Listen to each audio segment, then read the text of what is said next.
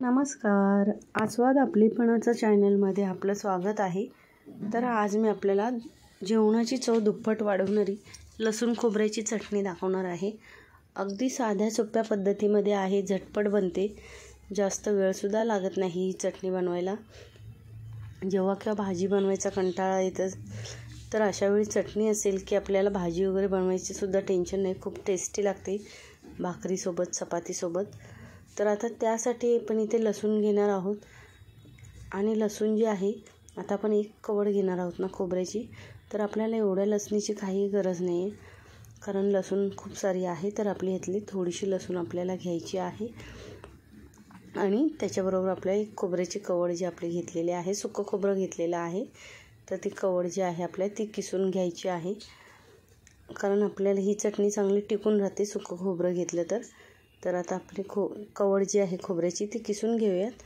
तर इथे मी कवड किसून घेतलेली आहे, पूर्ण अख्खी कवड किसून घेतलेली आहे।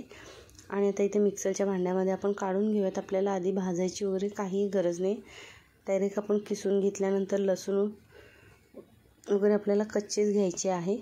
त्यानंतर लाल तिखट घेतलेलं आहे आणि हळद आणि चवीनुसार मीठ। जसं तुम्हाला तिखट आवडतं त्याप्रमाणे तुम्हाला त्याच्यामध्ये तिखट घालायचं आहे। तर चटणी आपल्याला मिक्सरमध्ये फिरवून घेतले, थोडी जाडसरच ठेवायची, खूप छान लागते। त्यानंतर इथे तव्यामध्ये काढून घेतलेले आहे, कारण तिला आपण गरम करणार आहोत। तर आता आपण हिला गॅसवर ठेवून देऊयात आणि गॅस चालू करून तिला थोडा वेळ आपल्याला परतून घ्यायचं आहे।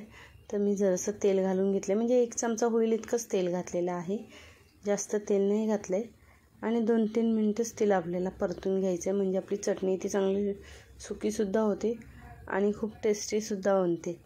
म्हणजे कधी वडापाव वगैरे केला, भजी वगैरे खायची असेल तर अशावेळी ही आपण झटपट चटणी बनवून खाऊ शकतो, किंवा नुसतं वरण भात वगैरे असेल तर भाताबरोबर सुद्धा ही चटणी खूप छान लागते आणि झटपट होते आणि चांगली टिकूनसुद्धा राहते।